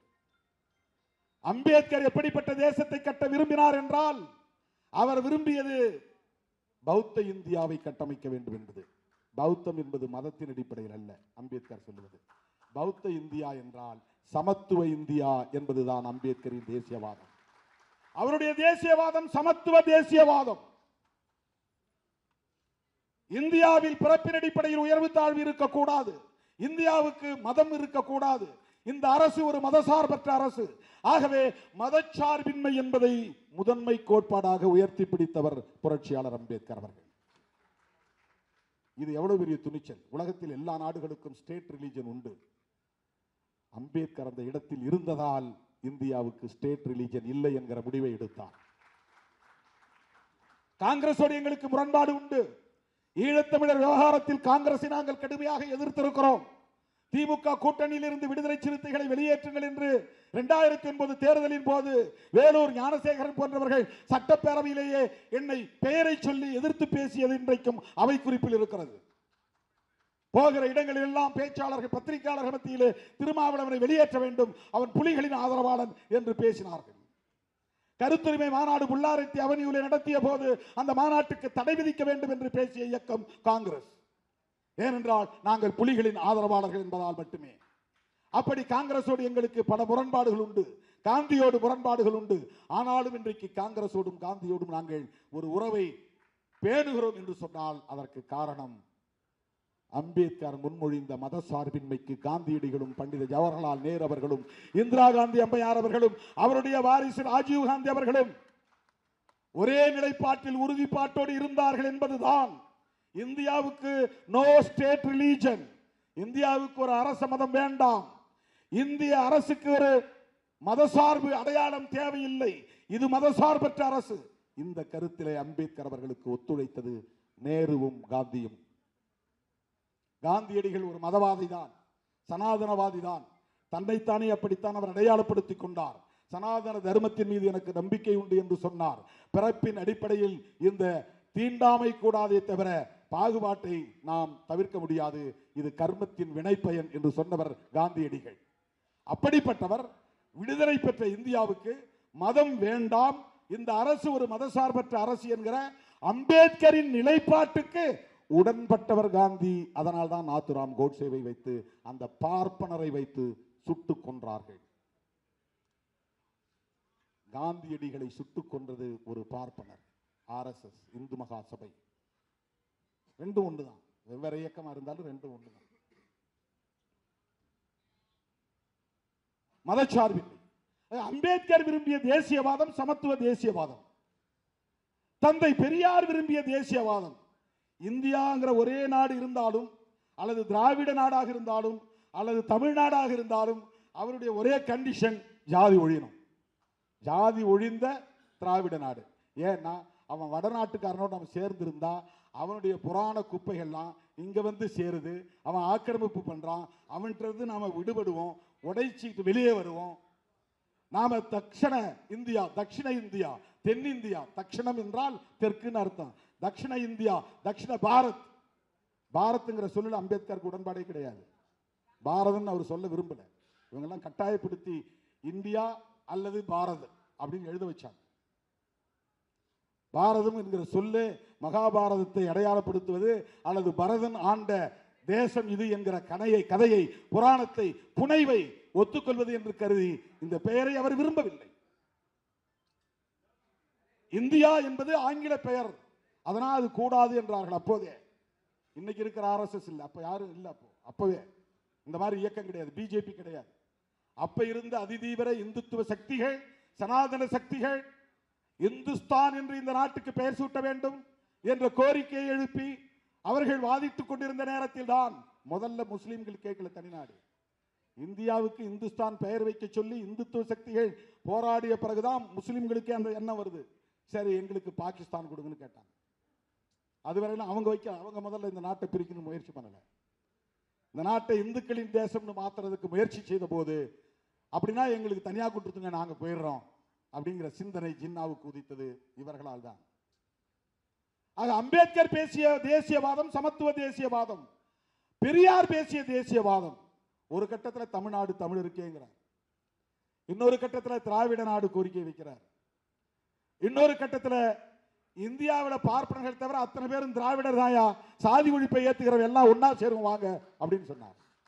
சாதி ஒழிப்பை ஏத்துக்கிறவன், பார்ப்பனியத்தை எதிர்க்கிறவன், ஆரியத்தை எதிர்க்கிறவன், சனாதன தர்மத்தை எதிர்க்கிறவன், பார்ப்பன ஆதிக்கத்தை எதிர்க்கிறவன், அவ்வளவு பேரும் ஒன்னா சேருவோம் வாங்க, அகில இந்திய அளவில் ஒன்னா சேருவோம் வாங்க. இதுதான் பெரியார், இதுதான் பெரியார். அவருக்கு மொழி அடையாளம் கிடையாது, அவருக்கு மதம் அடையாளம் கிடையாது. பார்ப்பனர்கள் மீது தனிப்பட்ட முறையில் ஒரு குறிப்பிட்ட சாதியின் மீது வெறுப்பு கிடையாது. அவர்களின் ஆதிக்கத்தை எதிர்க்க வேண்டும். ராஜாஜி முதலமைச்சராக இருந்த போது மொத்தமே 8 அமைச்சர் தான். பேரவைத் தலைவர், அப்புறம் மேலவைத் தலைவர், இந்த மாதிரி மொத்தம் 10 பேர். அந்த 10 பேர்ல 6 பேர் பார்ப்பனர்கள். அமைச்சரவையில் 6 பேர் பார்ப்பனர்கள். அந்த அளவுக்கு ஆதிக்கம் இருந்தது. எந்த துறையை எடுத்துக்கொண்டாலும் பார்ப்பனர்கள். நீதித்துறையாக இருந்தாலும், நிர்வாகத்துறையாக இருந்தாலும், பத்திரிகை துறையாக இருந்தாலும், அத்தனை துறைகளிலும் பார்ப்பனர்களின் ஆதிக்கமே கொட்டமடித்தது. பள்ளி கல்வி ஆசிரியர்கள் நியமனத்தில் பார்ப்பனர்கள், கல்லூரி பேராசிரியர்கள் நியமனத்தில் பார்ப்பனர்கள், துணைவேந்தர்கள் நியமனத்தில் பார்ப்பனர்கள். இந்த பார்ப்பனர்களின் ஆக்கிரமிப்பையும் ஆதிக்கத்தையும் எதிர்க்க வேண்டும் என்பதில் தான் அவர் குறியாக இருந்தார். தோழர்களே, வரலாற்றை நாம் தோண்டி தோண்டி பார்க்கிற போது நமக்கு வியப்பாக இருக்கிறது. ஒரு கட்டத்தில் மறைமலையடிகளும் திருவி கல்யாண சுந்தரம் அவர்களும் பெரியாரை ஆதரிக்கிறார்கள். எப்போன்னா மகாபாரதத்தையும் ராமாயணத்தையும் கடுமையாக அவர் விமர்சிக்கிறார். கவனமா கேளுங்க, இதெல்லாம் ரொம்ப முக்கியமான அரசியல். ஏனென்றால் சனாதன சக்திகள் நாளுக்கு நாள் இங்கே வலுப்பெற்று வருகிறார்கள். அதற்கு காரணம் மாப்போசியின் வாரிசுகள் மறுபடியும் இங்கே வலுப்பெற்று விட்டார்கள். அதுதான் அடிப்படை. மாப்போசி பெரியவர் தான், அவருடைய தியாகமும் போற்றுதலுக்குரியதுதான். ஆனாலும் அவர் அன்றைக்கு பார்ப்பன ஆதிக்கத்தை எதிர்க்காமல் மொழி அடிப்படையிலே தனித்தமிழ் அரசு வேண்டும் என்ற கோரிக்கையை முன்வைத்தவர், மறந்துவிடக் கூடாது. அவருக்கு இந்துத்துவ எதிர்ப்போ, பார்ப்பன ஆதிக்க எதிர்ப்போ, அல்லது பார்ப்பனிய கோட்பாட்டு எதிர்ப்போ அவருக்கு இல்லை. இதுதான் பெரியார் மாறுபடுகிறார். இதில் தான் அவர் வேறுபடுகிறார். பெரியார் ராமாயணத்தை எதிர்த்த போது, பெரியார் மகாபாரதத்தை எதிர்த்த போது ஆதரித்த மறைமலையடிகள், திருவி கல்யாண சுந்தரனாம் போன்றவர்கள் தன்னை ஆதரிக்கிறார்கள் என்று இவரும் மகிழ்ச்சியில் இருந்தார். அதன் பிறகு அவருக்கு புரிஞ்சிட்டு எப்படின்னா, சைவம் ஒரு கட்டத்தில் மகாபாரதத்தையும் ராமாயணத்தையும் எதிர்க்கிற முயற்சி எடுத்தது. இவர்கள் தங்களை சைவர்களாக உணர்ந்து கொண்டு சைவ இலக்கியங்களுக்கு வலு தேடுவதற்காக நம்முடைய இந்த எதிர்ப்பை அவர்கள் ஆதரிக்கிறார்கள் அப்படின்னு புரிந்து கொண்டு சைவ இலக்கியங்களை விமர்சிக்க தொடங்கினார். தேவாரம், பன்னிரு திருமுறை, ஆழ்வார்களுடைய பாசுரங்கள், இவற்றையெல்லாம் கடுமையாக விமர்சிக்க தொடங்கினார். உடனே மறைமலையடிகளும் திருவிக்காவும் பின்வாங்கிக் கொண்டார்கள். பெரியாரை விமர்சிக்க தொடங்கிட்டாங்க. இந்த அரசியலை புரிஞ்சுங்க. பெரியார் எப்படி செயல்பட்டார் என்பதற்கு இது ஒரு சான்று.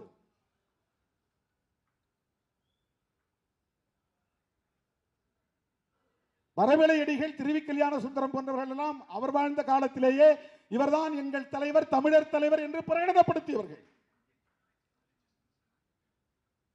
அந்த காலத்தில் மிகப்பெரிய ஆளுமைகளாக இலக்கிய தலங்களிலும் அரசியல் தலங்களிலும் சமூக பண்பாட்டு தலங்களிலும் விளங்கியவர்கள். பெரியாரை அவருடைய தாய்மொழி என்ன என்று பார்க்கவில்லை, அவர் எந்த இனத்தை சார்ந்தவர் என்று பார்க்கவில்லை. எங்களுக்கான தலைவர், தமிழர் தலைவர் என்று சொன்னவர்கள் அவர்கள். அவர்களால் தமிழர் தலைவர் என்று போற்றப்பட்ட பெருமைக்குரியவர். ஆனா அவங்களும் எப்படி சிந்திக்கிறாங்க அப்படின்னு பார்க்கிற போது, அவங்க சாதி ஒழிப்புக்கு தயாரா இல்லைன்னா வேணாம் போங்க. இந்து மத சனாதன தர்மத்தை எதிர்த்து போராடுவதற்கு தயார் இல்லை என்றால் எவனும் தேவையில்லை. நான் ஒரு ஆளே நின்று போராடுவோம் போங்க. இந்த துணிச்சல் அவருக்கு இருந்தது. வெறும் 10 பேரை வச்சுக்கிட்டு, 8 பேரை வச்சுக்கிட்டு, 6 பேரை வச்சுக்கிட்டு தொடர் போராட்டங்களை நடத்தியவர் தந்தை பெரியார். கூட்டம் வேணும்னு யாரும் அவர் கவலைப்பட்டது கிடையாது. செய்தி ஆகணும், பத்திரிகைகளை பெருசா வரணும், டிவி டிபேட்ல வரணும் அவர் ஆசைப்பட்டது கிடையாது. அதில் அவர் இன்பம் அடைந்தது இல்லை. எவன் தன்னை ஏற்றுக்கொண்டான், எவன் தன்னை அங்கீகரித்திருக்கிறான் என்பதை பற்றி கவலைப்படாத ஒரு ஆளுமை. யார் விமர்சிக்கிறான், யார் நம்மை அவதூறு பரப்புகிறான் என்பதை பொருட்படுத்தாத ஒரு ஆளுமை. இதெல்லாம் மிக மிக மிக மிக அபூர்வம். இப்படிப்பட்ட ஒரு தலைமை தோன்றுவது, இப்படிப்பட்ட ஒரு ஆளுமை தோன்றுவது மிக மிக அபூர்வம். அது அரிதினும் அரிது. அவருடைய சிந்தனைக்கு, அவருடைய முயற்சிக்கு, அவருடைய உழைப்புக்கு, அவருடைய தியாகத்திற்கு இன்றைக்கு களங்கம் கற்பிக்க முயற்சிக்கிறார். தோழர்களே, பெரியார் கண்ட தேசியவாதம் சுயமரியாதை தேசியவாதம். அப்படின்னா அதை நம்ம அடையாளம் காணும். அவர் இந்தியா ஒரு சுயமரியாதை உள்ள இந்தியாவாக, சுயமரியாதைன்னா சமூக நீதி, சமூக நீதினா சமத்துவம், அவ்வளவுதான். பெரியாரும் அம்பேத்கரும் கனவு கண்ட இந்தியா சமத்துவ இந்தியா. அவர்கள் முன்மொழிந்த தேசியவாதம் சமத்துவ தேசியவாதம், அவ்வளவுதான். மொழி உணர்வு அடிப்படையில், இன உணர்வு அடிப்படையில் அவர் நாங்க தமிழர் அப்படின்லாம் அவர் பராக்கிரமத்தை காட்டவில்லை. அப்படி யார்கிட்டயும் அவருக்கு நாடகம் ஆட வேண்டும்ங்கிற தேவையில்லை. யாரையும் ஏமாற்ற வேண்டும் என்கிற அவசியம் அவருக்கு இல்லை. சராசரி அரசியல் கட்சிகளை சொல்லணும்னா நீங்க அப்படி சொல்லலாம். இப்ப அண்ணா ஒரு அரசியல் கட்சி நடத்தினார், கலைஞர் ஒரு அரசியல் கட்சி நடத்தினார். அவர்கள் பேசுறதுல ஒரு உள்நோக்கம் இருக்குன்னு நீங்க முயற்சித்தால் கூட, பெரியாரை எப்படி நீங்கள் அப்படி உள்நோக்கம் கற்பிக்க முடியும்? எதற்காக அவர் வேஷமிட வேண்டும்? எதற்காக இங்கே மக்களை அவர், தமிழர்களை ஏமாற்ற வேண்டும்? என்ன தேவை இருந்தது? எந்த வாரிசுகளுக்காக அவர் சொத்து சேர்க்க விரும்பினார்? அவருடைய நோக்கத்தை களங்கப்படுத்துவது எந்த வகையிலே நியாயமானது? ஒரே வகையில் தான். என்னத்துக்காக பண்றாங்கன்னா, பார்ப்பனர்களை திருப்திப்படுத்துகிறார்கள், அவ்வளவுதான். ஆரியர்களை திருப்திப்படுத்துகிறார்கள், அவ்வளவுதான். அவர்கள் எழுதி தருகிற அஜெண்டா படி செயல்படுகிறார்கள், அவ்வளவுதான். இது ரொம்ப சிம்பிளா நீங்க புரிஞ்சுக்கணும். எவன் ஒருத்தன் பிஜேபி எதிர்க்கிறது தயங்குறானோ அவன் அவர்களால் உருவாக்கப்பட்டவன் என்று பொருள். எவன் ஒருவன் மோடி அரசை எதிர்க்க விமர்சிக்க தயங்குகிறானோ அவன் அவர்களால் வளர்க்கப்படுகிறவன் என்று பொருள், அவ்வளவுதான். உனக்கு ஏன் தயக்கம்? இந்த 11 வருஷத்தில் நீ என்ன சாதித்து விட்டாய்? இந்த 4.5 ஆண்டு கால திமுக அரசை விமர்சிக்கிற மோடி அவர்களை பார்த்து நான் கேட்கிறேன், இந்த 11 ஆண்டு கால ஆட்சியில் நீங்கள் என்ன சாதித்து கிழித்திருக்கிறீர்கள்? சொல்லுங்கள். விலைவாசி உயர்வு இன்றைக்கு சங்கம் ஒரு கிராம் எவ்வளவு? ஒரு சவரன் 1.25 லட்சம். எதனால் ஏற்பட்டது? உலக சந்தையில் இந்திய ரூபாயின் மதிப்பு இவ்வளவு தூரம் வீழ்ந்ததற்கு யார் பொறுப்பு? திமுக அரசு பொறுப்பா? திராவிட முன்னேற்ற கழகத்தின் தலைவர் ஸ்டாலின் பொறுப்பா? இந்திய ரூபாயின் மதிப்பு உலக சந்தையிலே வீழ்ந்ததற்கு யார் பொறுப்பு? 11 12 ஆண்டுகள் ஆட்சி புரிந்திருக்கிறீர்கள். என்ன மேம்பாட்டை உங்களால் காட்ட முடியும்? அதானிக்கும் அம்பானிக்கும் இந்தியாவை விற்றுக் கொண்டிருக்கிறீர்கள். எல்லாவற்றையும் முதலாளித்துவ மயமாக்கி கொண்டிருக்கிறீர்கள். ஒருபுறம் கார்ப்பரேட் மயம், இன்னொரு புறம் சனாதன மயம். இதுதான் பிஜேபி ஆட்சி. முஸ்லிம் வெறுப்பு, சிறுபான்மை மக்களுக்கு எதிரான அச்சுறுத்தல், பாபர் மசூதி இடிப்பு, திருப்பரங்குன்றத்திலே மதவாத அரசியல். என்ன செய்து கிழித்து விட்டீர்கள்? என்ன சாதனையை உங்களால் அடுக்க முடியும்? 4.5 ஆண்டு கால திமுக அரசை விமர்சிப்பது எந்த அடிப்படையில் என்பதை உங்களால் சொல்ல முடியுமா? வெறும் தேர்தல் நோக்கம்தான், அரசியல் ஆதாயம்தான். அதற்கு எடப்பாடி துணை போகிறார். தமிழ்நாட்டு மக்கள் எடப்பாடியை ஒருபோதும் மன்னிக்க மாட்டார்கள் என்பதை நான் இந்த இடத்திலே பதிவு செய்ய கடமைப்பட்டிருக்கிறேன். அவர் எம்ஜிஆருக்கு விசுவாசமாக இல்லை, ஜெயலலிதா அம்மையாருக்கு விசுவாசமாக இல்லை. வெறும் survival of the political gain, அரசியல் ஆதாயம் தேடுவதற்கு, தன்னை தக்க வைத்துக் கொள்வதற்காக சந்தர்ப்பவாத அடிப்படையிலே பாஜகவோடு இன்றைக்கு கூட்டணி அமைத்திருக்கிறார். பாரதிய ஜனதாவோடு எந்த காலத்திலும் அதிமுக கூட்டணி வைத்துக் கொள்ளாது என்று சொன்னவர் தானே ஜெயலலிதா அம்மையார். எங்களுக்கு ஞாபகம் இருக்கிறது, உங்களுக்கு ஞாபகம் இல்லையா? எடப்பாடி அவர்களை பார்த்து நான் கேட்கிறேன், அம்மையார் ஜெயலலிதா சொன்னாரா, சொல்லவில்லையா? மோடியா லேடியா மோதி பார்க்கலாம் வா என்று அழைத்தவர் தானே ஜெயலலிதா அம்மையார். ஒரு காலத்தில் நாங்கள் நம்பி ஏமாந்து விட்டோம், இனி எந்த காலத்திலும் பாஜகவை நம்ப மாட்டோம், பாஜகவோடு எந்த காலத்திலும் அதிமுக கூட்டணி வைத்துக் கொள்ளாது என்று சொன்னாரா, சொல்லவில்லையா? எந்த அடிப்படையில் பாஜகவோடு நீங்கள் கூட்டணி வைக்கிறீர்கள்? என்ன அச்சுறுத்தல்? ஜனநாயகம் படத்துக்கு தடை, அதற்கும் திமுக தான் காரணம் என்கிறார்கள். என்ன வேடிக்கை! அவர் இங்கே ஆட்சியை பிடிக்க போவதாக ஆட்டம் போடுகிறார். பிஜேபியை எதிர்த்து ஏன் அறிக்கை விட வேண்டியது தானே? சென்சார் போர்டை யார் கட்டுப்படுத்துவது? நீதிமன்றத்திலே உமக்கு எதிராக வழக்கு தீர்ப்பை தருவது யார்? அதற்கும் திமுக அரசுக்கும் என்ன சம்பந்தம்? ஏன் பிஜேபியை எதிர்க்க முடியவில்லை? ஏன் மோடியை எதிர்க்க முடியவில்லை? இன்னும் தேர்தலுக்கே நீங்கள் வரவில்லை, அதற்குள்ளேயே இவ்வளவு பயந்தால் எப்படி எதிர்காலத்தில் நீங்கள் அரசியல் செய்ய போகிறீர்கள்? யாரை கண்டு அஞ்சுகிறீர்கள்? எதற்காக அஞ்சுகிறீர்கள்? இந்த துணிச்சல் இல்லை.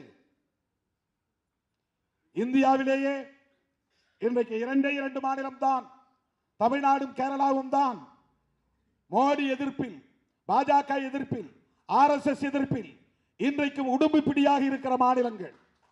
கர்நாடகா மேற்கு வங்கத்தில் கூட மாறி மாறி வரும், தெலுங்கானாவில் கூட மாறி மாறி வரலாம். எனக்கு தெரிஞ்சு 2001 இருந்து எவ்வளவோ முயற்சியை மேற்கொண்டு வருகிறார்கள்.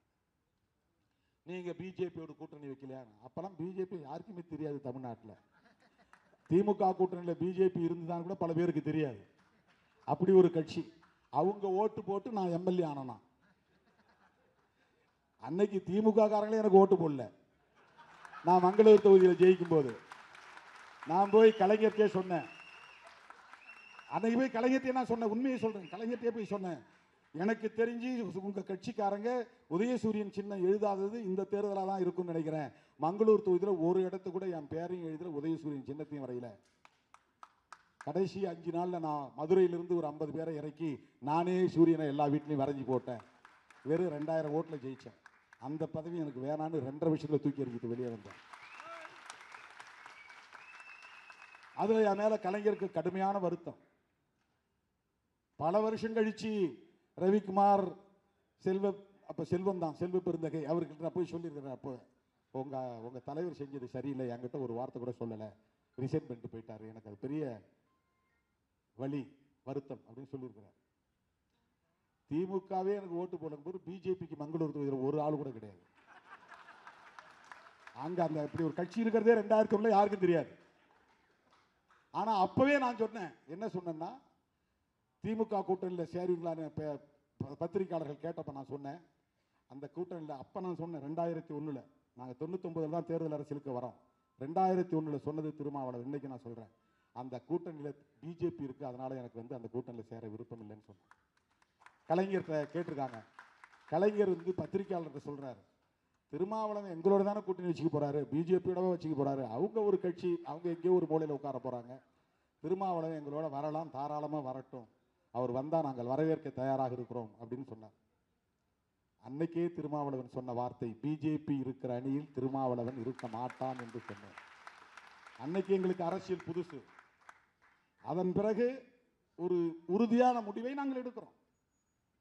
அதுக்கு பிறகு நாங்கள் அவங்கள்ட்ட போயிட்டு, அன்னைக்கு தான் இருந்துட்டோம், இன்னைக்கு நாங்கள் உங்களோட சேர்ந்துட்டு வரோம், எங்களுக்கு எப்படியாவது 4 சீட்டு கிடைச்சா போதும், 2 சீட்டு கிடைச்சா போதும், அல்லது நான் மட்டும் எம்எல்ஏ ஆனா போதும் அப்படின்னு நான் போய் பல்ல இழிக்கல. அப்படி போய் யாருக்கிட்ட நிக்கல. பிஜேபியை எதிர்க்காமல், இந்திய தேசியத்தை எதிர்க்காமல், மோடியை எதிர்க்காமல் ஒருவன் தமிழ் தேசியம் பேசுகிறான் என்றால் அது போலி தமிழ் தேசியம். இந்திய தேசியத்தை எதிர்ப்பதுதான் இன்றைக்கு இந்த கால பொருத்தத்தில் இந்திய தேசியம் என்பது பாஜக முன்வைக்கக்கூடிய இந்து தேசியவாதம். காந்தி வைத்தது நாட்டின தேசியவாதம், இந்தியன் என்கிற தேசியவாதம், இந்தியன் நேஷனலிசம். அம்பேத்கரும் பெரியாரும் வைத்தது சமத்துவ தேசியவாதம்.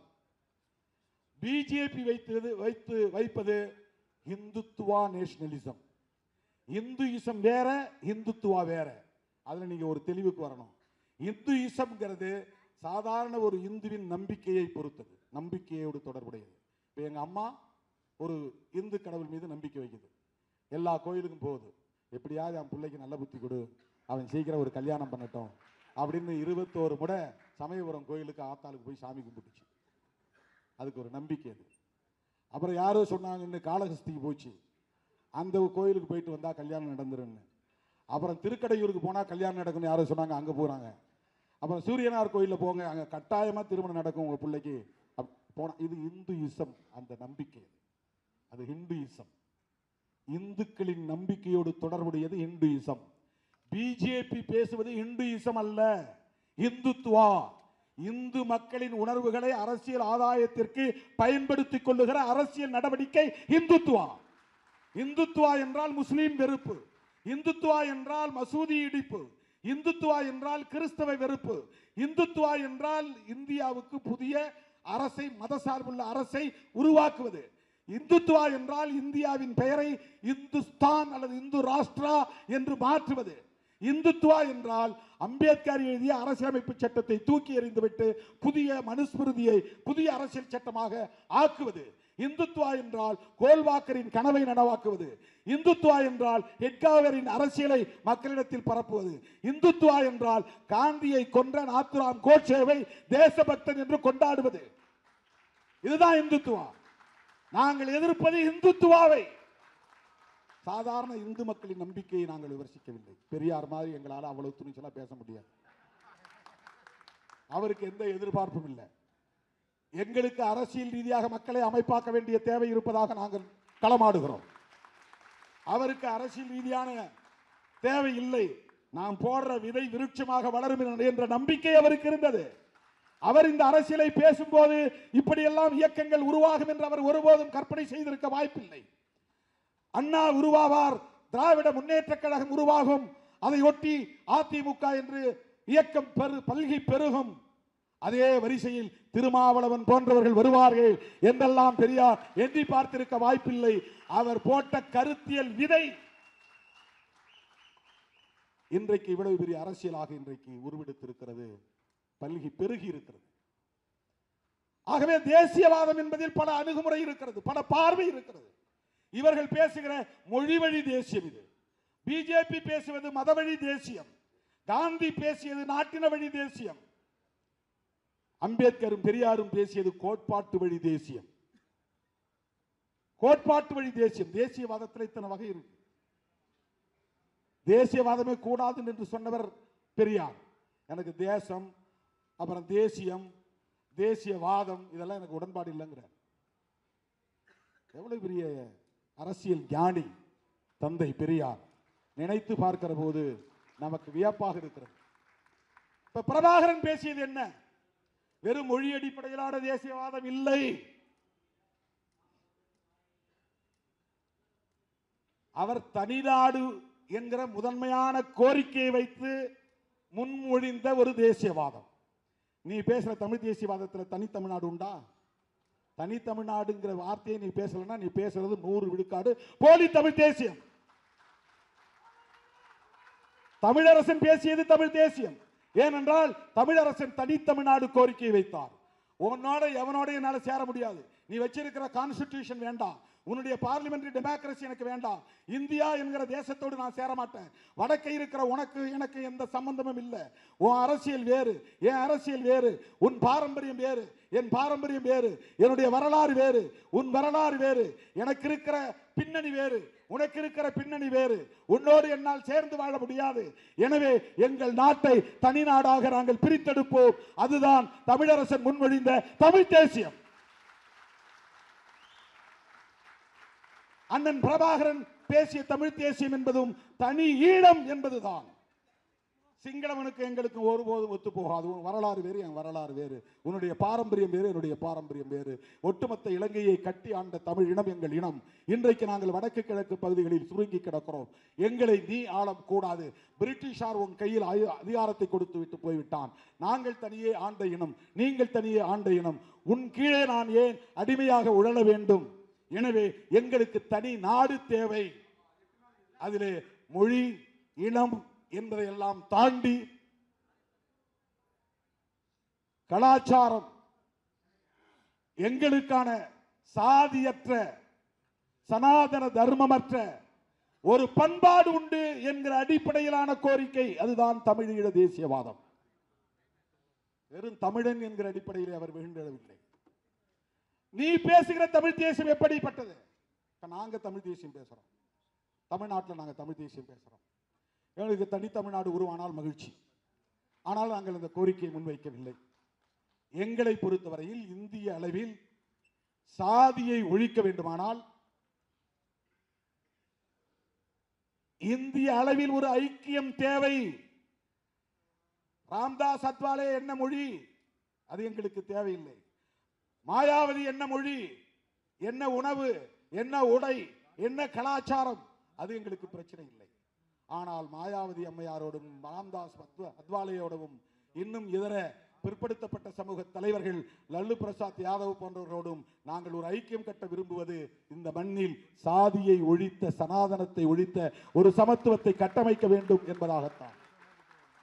அதே வேளையில் எங்களுக்கான மொழி உரிமைகளையும், இடம் சார்ந்த கலாச்சாரம் சார்ந்த உரிமைகளையும் நாங்கள் ஒருபோதும் இழக்க மாட்டோம். அரசமைப்பு சட்டம் தருகிற அந்த சட்டப்பூர்வமான உரிமைகளை பாதுகாப்பதற்கு, மொழி இன அடிப்படையிலான உரிமைகளை வென்றெடுப்பதற்கு நாங்கள் இந்திய அரசமைப்பு சட்டத்தை ஏற்றுக்கொள்கிறோம். இந்திய அரசமைப்பு சட்டத்திற்கு உட்பட்டு சாதியை ஒழிப்பதற்கான ஐக்கியத்தை கட்டமைக்க வேண்டும் என்கிற தேவையை உணர்ந்து மொழி இன உரிமைகளை முன்வைக்கிறோம். இந்தியை திணிக்காது. அது வெறும் இந்தி என்பதற்காக அல்ல, இந்தியின் மூலம் அவன் கலாச்சாரம் இங்கே திணிக்கப்படுகிறது. இதுதான் பெரியார் பார்வை, இதுதான் சிறுத்தைகளின் பார்வை.